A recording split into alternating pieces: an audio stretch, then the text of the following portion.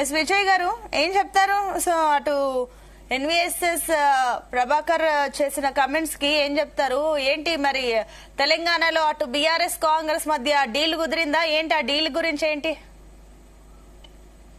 మీకు అదేవిధంగా మా సోదరుడు పేట రమేష్ గారికి ప్రేక్షకులందరికీ కూడా గుడ్ మార్నింగ్, నమస్కారం. నిన్న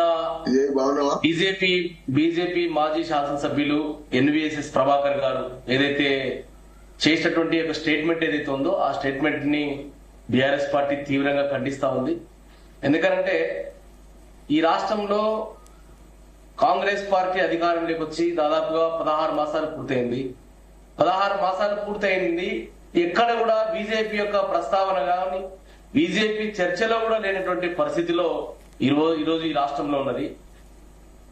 కేసీఆర్ గారి నాయకత్వంలో, కేటీఆర్ గారి నాయకత్వంలో ఈ రాష్ట్రంలో ప్రధానమైనటువంటి ప్రతిపక్ష పార్టీగా, ప్రిన్సిపల్ అపోజిషన్ గా ఈ కాంగ్రెస్ ప్రభుత్వం చేసినటువంటి ప్రజా వ్యతిరేక విధానాల పట్ల ముఖ్యమంత్రి రేవంత్ రెడ్డి గారి యొక్క ఒంటెత్తు పోగడం వల్ల ఈ రాష్ట్ర భవిష్యత్తు అధోగతమవుతున్నటువంటి యొక్క పరిస్థితుల్లో అనేక సమస్యల మీద, హైడ్రా కావచ్చు, మూసీ బాధితులు కావచ్చు, లగచర్ల బాధితులు కావచ్చు, అదేవిధంగా హైదరాబాద్ కేంద్రీయ విశ్వవిద్యాలయ భూముల మీద కావచ్చు, ఎన్నో సమస్యల మీద, ప్రజా సమస్యల మీద ఈ ప్రభుత్వం ముఖ్యమంత్రి చేసినటువంటి యొక్క ఏదైతే అప్రజాస్వామ్యబద్ధమైనటువంటి పాలన పట్ల కాంగ్రెస్ పార్టీ మీద, ముఖ్యమంత్రి రేవంత్ రెడ్డి గారి మీద బీఆర్ఎస్ పార్టీ విరోచితమైనటువంటి పోరాటం చేస్తా ఉంది.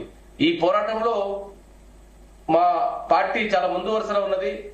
బీజేపీ వాళ్ళు ఎక్కడ చర్చలో లేరు, కానీ ఏదో ఒక స్టేట్మెంట్లు ఇచ్చి, ఒక అప్రకటిత ఏదైతే బేస్లెస్ ఏదైతే స్టేట్మెంట్లు ఇచ్చి తను నాయకుడు కావాలతో పాటు ఏదో బీజేపీని ఒక చర్చలోకి తీసుకురావాలనేటువంటి ఒక దుర్బుద్ధి కనిపిస్తా ఉన్నట్లు నాకు అనిపిస్తా ఉంది.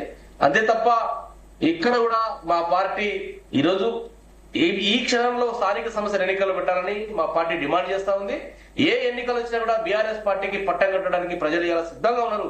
అలాంటి పరిస్థితుల్లో ఇలాంటి ఒక పెద్ద మనిషి ఆయన మాజీ ఎమ్మెల్యేగా పనిచేశారు, వారు బేస్ లేకుండా, ఏ రకమైనటువంటి బేస్ లేకుండా ఇట్లా ఈ రకమైనటువంటి స్టేట్మెంట్లు ఇచ్చి ఈరోజు ప్రజలను కావచ్చు, మీడియాను కావచ్చు, పార్టీలను కావచ్చు కన్ఫ్యూజ్ క్రియేట్ చేసి ఏదో చేయాలనేటువంటి ప్రయత్నం చేస్తాడు. అది వారికి అది ఏ రకమైనటువంటి భావ్యం కాదు, వారి పార్టీ కూడా మంచిది కాదనే విషయాన్ని తమ ద్వారా నేను రాష్ట్ర ప్రజలకు తెలియజేస్తా ఉన్నాను. అదేవిధంగా రేవంత్ రెడ్డి గారు బీజేపీ పార్టీ వారికి చోటే బాయ్, అక్కడ బడే బాయ్గా పనిచేస్తా ఉన్నాడు తప్ప ఇప్పుడు మన అనేక అంశాల మీద, ఏ అంశమైనా చూడండి, మీరు మోడీ గారిని ఏ రకంగా రేవంత్ రెడ్డి గారు పొగుడుతా ఉన్నాడు. ఈ రాష్ట్రంలో ప్రతి ఒక్కరికి తెలుస్తున్నటువంటి అంశం. ఏదైనా గిరితే రేవంత్ రెడ్డి గారిని బీజేపీని కలుపుకొని ఏదో కుట్టేసేటువంటి ప్రయత్నం చేస్తున్నట్టుగా మాకు అర్థమైతా ఉంది, తెలుస్తా ఉంది. ఎందుకంటే రేవంత్ రెడ్డి గారిని ఢిల్లీలో ఉన్నటువంటి వారి కాంగ్రెస్ పార్టీ హైకమాండ్ కూడా నమ్మడం లేదు. ఎందుకంటే వారు ఒక 6 మంత్రి పదవులు ఉన్నాయి, దాదాపు 16 మాసాలు పూర్తయింది ఈ ప్రభుత్వం ఏర్పాటు చేసి. ఇప్పటి వరకు కూడా వారి కేబినెట్ ని కూడా ఫుల్ఫిల్ చేస్తున్నటువంటి పరిస్థితి, దౌర్భాగ్యమైనటువంటి పరిస్థితుల్లో ఈ రోజు కాంగ్రెస్ పార్టీ వారి అంతర్గత సమస్యల మీద కొట్టుమిట్టాడుతా ఉన్నారు. 4 మంత్రులకు కూర్చొని స్వేచ్ఛగా మాట్లాడుకున్నటువంటి పరిస్థితి ఈ ప్రభుత్వంలో లేదు. రేవంత్ రెడ్డి గారు అందరి మీద నిఘా పెట్టాడు. వారు వీరిని నమ్మట్లేరు, వీరు వారిని నమ్మట్లేదు, వీరిద్దరు కలిపి వారిని నమ్మట్లేరు, వాళ్ళు హైకమాండ్ వాళ్ళు వీరిని నమ్మట్లేదు. కాబట్టి ఒక గందరగోళమైనటువంటి పరిస్థితుల్లో ఈరోజు కాంగ్రెస్ పార్టీ ఉన్నది. ఆ రకమైనటువంటి పరిస్థితి వారి మధ్యలో ఉన్నటువంటి అండర్స్టాండింగ్ ఉన్నాయి. ఏదైనా జరిగితే కాంగ్రెస్ ముఖ్యమంత్రి రేవంత్ రెడ్డి గారు బీజేపీతో అంటగాగుతా ఉన్నారు కాబట్టి ఏ క్షణమైనా బీజేపీలోకి వెళ్లేటువంటి అవకాశం ఉందని ప్రజలు మాట్లాడుతూ ఉన్నారు. నిన్న కూడా ఎక్కడ చూశాను నేను, రేవంత్ రెడ్డి గారు వారు చేసినటువంటి ఒక స్టేట్మెంట్ ఏంది, మా సోదరులు ముఖ్యమంత్రి ఉత్తమ్ కుమార్ రెడ్డి గారు ముఖ్యమంత్రి అయిన తర్వాత ఎస్ఎల్బిసిని ప్రారంభించారని చెప్పేసి రేవంత్ రెడ్డి గారి నోటి నుంచేటువంటి స్టేట్మెంట్ కూడా నేను చూశాను. కావాలంటే మీకు నేను వినిపిస్తాను, నా దగ్గర ఉన్నది వీడియో. కాబట్టి వారు నాయకత్వం పట్ల వారు పంచాయతీ పెట్టుకుంటా ఉన్నారు, వారి మధ్యలో ఏదో జరుగుతా ఉంది. ఈ సమస్య దీన్ని ప్రజలు అనుకుంటా ఉన్నారు. గిరితే ముఖ్యమంత్రి మార్పు కావచ్చు, లేదా ముఖ్యమంత్రి ఉన్న కాంగ్రెస్ ముఖ్యమంత్రి బీజేపీ ముఖ్యమంత్రి కావడం అయినా ఆశ్చర్యం లేదనే విషయాన్ని తమ ద్వారా ప్రజలకు తెలియజేస్తాం. అంటే ఎగ్జాక్ట్లీ మీరు చెప్పినట్లు విజయ్ గారు మీరు చెప్పినట్లుగానే అటు కాంగ్రెస్ లో గందరగోళం ఉంది, ఎవరిని నమ్మట్లేదు అంటున్నారు. ఈ రకంగానే ఎవరిని నమ్మట్లేదు కాబట్టి అటు రేవంత్ స్థానంలో కేసీఆర్ ని కూర్చోబెడతారు అంటూ కూడా అంటున్నారు. అండ్ మీరు కూడా చాలా సార్లు మళ్ళీ సీఎం కేసీఆర్ అవుతారు అంటూ కూడా అంటున్నారు. కాబట్టి ఏంటి కానీ ట్విస్ట్ ఏంటంటే అటు కాంగ్రెస్ పాలనలో రేవంత్ స్థానంలో కూర్చోబెట్టడం అంటే కొంచెం నమ్మశక్యంగా లేదు. ఏంటి ఏమనుకోవచ్చు విజయ్ గారు?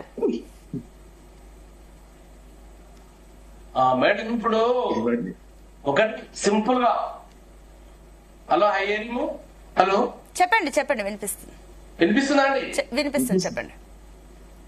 ఇప్పుడు ఒకటి అర్థమైతా ఉంది, మీరు చెప్తున్నటువంటి ఏదైతే స్టేట్మెంట్ ఉందో ముఖ్యమంత్రిగా కేసీఆర్ గారే ఉంటారు అనేది ఉందో అది శుద్ధ తప్పు అంటే అది అవాస్తవం. అది ఎందుకంటే మా పార్టీ నాయకత్వం కావచ్చు, మేమందరం కూడా ఈ 5 సంవత్సరాలు ముఖ్యమంత్రిగా రేవంత్ రెడ్డి గారే వారి యొక్క పదవీ కాలాన్ని దిగ్విజయంగా పూర్తి చేస్తే 20 ఏళ్ల వరకు వారి నాయకత్వం కావచ్చు, వారి పార్టీ కావచ్చు భూస్థాపితం కావడం ఖాయం. ఎందుకంటే 16 మాసాలకే కాంగ్రెస్ పార్టీ మీద ఏ రకమైనటువంటి విరక్తి పొందిందో ప్రజలకు అర్థమవుతుంది.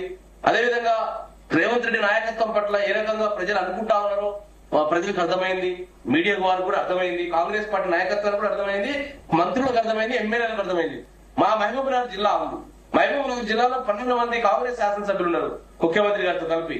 దాదాపుగా 10 మంది ఒక ప్రైవేట్ ఫామ్ లో వారు ఒక ఇంటర్నల్ మీటింగ్ ఏర్పాటు చేసుకుని అవసరమైతే సిఎల్పి సమావేశాన్ని ఏర్పాటు చేయాలి, అవసరమైతే ముఖ్యమంత్రి మార్పుని మన జిల్లా నుంచి డిమాండ్ చేయాలనేటువంటి ఒక చర్చ కూడా జరుగుతా ఉంది. మా జిల్లాలో చాలా పెద్ద ఎత్తున చర్చ జరుగుతా ఉన్నది.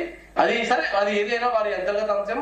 కానీ మా మటుకు మా కేసీఆర్ గారు, మా కేటీఆర్ గారు మాకు ఇచ్చినటువంటి యొక్క సూచనలు కావచ్చు, ఇంటర్నల్ గా జరుగుతున్న చర్చ కావచ్చు, ఈ 5 సంవత్సరాలు పూర్తి కాలం రేవంత్ రెడ్డి గారు ముఖ్యమంత్రి ఉంటేనే మనకు మంచిది.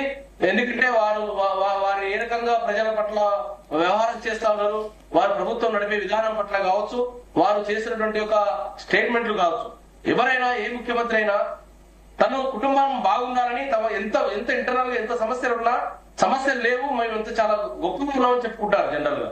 కానీ రేవంత్ రెడ్డి గారు ముఖ్యమంత్రిగా వారు చేసినటువంటి చేష్టలు, వారు చేసినటువంటి ఏదైతే స్టేట్మెంట్లు ఉన్నాయో అది చాలా ఆక్షేపణీయమైనటువంటి స్టేట్మెంట్. ఎందుకంటే వారు ఈ రాష్ట్రంలో ఎవరు పుట్టట్లేరు, చెప్పులు ఎత్తుకోబోతున్నారని దొంగలెక్క చూస్తున్నారని తనకు తానే ముఖ్యమంత్రి గారే వారే ప్రకటించుకున్న తర్వాత ఇంకా ఎవరు నమ్ముతారు ఈ రాష్ట్రాన్ని? ఈ రాష్ట్ర భవిష్యత్తు ఏంటి? ఈ రాష్ట్రం అధోగతి పాలైతా ఉంటే వాళ్ళ ముఖ్యమంత్రి గారు పెద్దన్నలాగా వ్యవహరించినటువంటి కుటుంబ పెద్దలాగా ఉన్నటువంటి రేవంత్ రెడ్డి గారు ఈ రకంగా చిల్లర భాష మాట్లాడుతూ వీధి భాష మాట్లాడుతూ ఒక స్ట్రీట్ రౌడీ లాగా మాట్లాడితే ఎవరు దీన్ని కాపాడాలి? కాబట్టి కేసీఆర్ గారు ఎన్నికల ప్రచారంలో చెప్పారు ప్రజలకు, మీరు నష్టపోతారు, గోసపడతారు, మీరు ఏదైనా పొరపాటు చేస్తే అని చెప్పేసి చెప్పారు. కానీ ప్రజలు నమ్మకుండా ఏదో మార్పు అని కాంగ్రెస్ పార్టీకి ఓట్లు వేసి పట్టం కడితే ఈ రోజు కాంగ్రెస్ పార్టీ నాయకత్వంలో రేవంత్ రెడ్డి గారు ముఖ్యమంత్రిగా ఏ రకంగా విఫలమయ్యారు, ఈ రాష్ట్రాన్ని ఎట్లా ఉన్నటువంటి ఒక వికాసం వైపు ప్రయాణిస్తున్నటువంటి ఒక రాష్ట్రాన్ని ఒక విధ్వంసం వైపుగా ఈ రాష్ట్రాన్ని మార్చినటువంటి పరిస్థితి ఈ రోజు రేవంత్ రెడ్డి గారికి తగ్గుతారు. ఎందుకంటే అనేక అంశాల మీద, ఎన్నో సమస్యల మీద ఎన్నో సమస్యలు ఈ రోజు కొట్టుమిట్టాడుతా ఉన్నాయి. ఇవాళ ఏదైతే వారు తీసుకున్నటువంటి ఏదైతే నిర్ణయాలు ఉన్నాయో వారితో ప్రజాస్వామ్యము స్వేచ్ఛ అని మాట్లాడుతూ ఉన్నారు. కానీ ఎక్కడ కూడా ప్రజాస్వామ్యము ఈ రాష్ట్రంలో ప్రతివేళడం లేదు. ఎవరు స్వేచ్ఛగా మాట్లాడినా, ఎవరు సోషల్ మీడియాలో తమ భావాన్ని వ్యక్తీకరించిన వారి మీద తక్షణమే కేసులు పెడతా ఉన్నారు, వారిని జైల్లో పంపిస్తా ఉన్నారు, వారిని అరెస్టులు చేస్తా ఉన్నారు. ఈ రకమైనటువంటి ప్రజాస్వామ్యం కోసమా ఈ రాష్ట్రంలో కాంగ్రెస్ పార్టీని అధికారంలోకి తీసుకొచ్చిందని ప్రజలు అనుకుంటా ఉన్నారు. మేము అనుకోవట్లేదు మా మాట, కానీ ప్రజలు అనుకుంటా ఉన్నారు. కాబట్టి రేవంత్ రెడ్డి గారు ఇప్పటికైనా తన యొక్క ఆలోచనని మార్చుకొని తన యొక్క ఏదైతే రాజకీయ స్టేట్మెంట్లు ఏదైతే ఉన్నాయో ఈ రాష్ట్ర భవిష్యత్తు మీద కావాలి.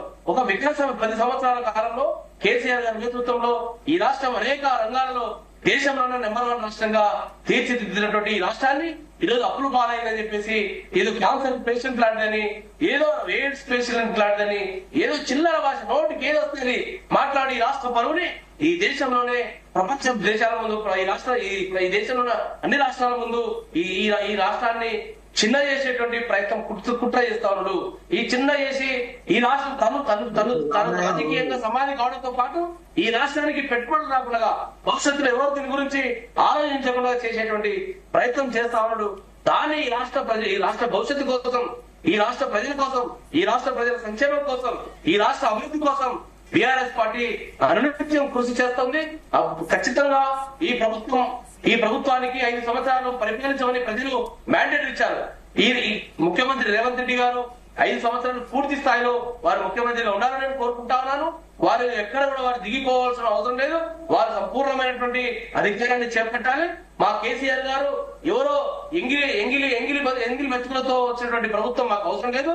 మా ప్రభుత్వమే ప్రజల దగ్గరికి వెళ్తూ ఖచ్చితంగా మా పార్టీ పక్షాన ప్రజల దగ్గరికి వెళ్తూ ప్రజా మన్ననలు పొంది ఖచ్చితంగా మళ్ళీ ఒకసారి అధికారంలోకి వస్తుంది. కేసీఆర్ గారు ఖచ్చితంగా ముఖ్యమంత్రి అయితే ఈ రాష్ట్రంలో ఏదైతే కేసీఆర్ గారు చేసినటువంటి సంక్షేమ పథకాలు, అభివృద్ధి ఏదైతే ఉందో దాని కొనసాగింపుగా మాకు ఖచ్చితంగా ప్రజల యొక్క దీవెనతోనో మేము అధికారంలోకి వస్తాం తప్ప మాకు దొడ్డిదారుల అధికారులకి రావాల్సినటువంటి ఆ దౌర్భాగ్య పరిస్థితులు లేవు.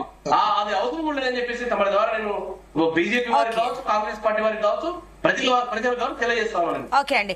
ఎస్ రమేష్ గారు, సో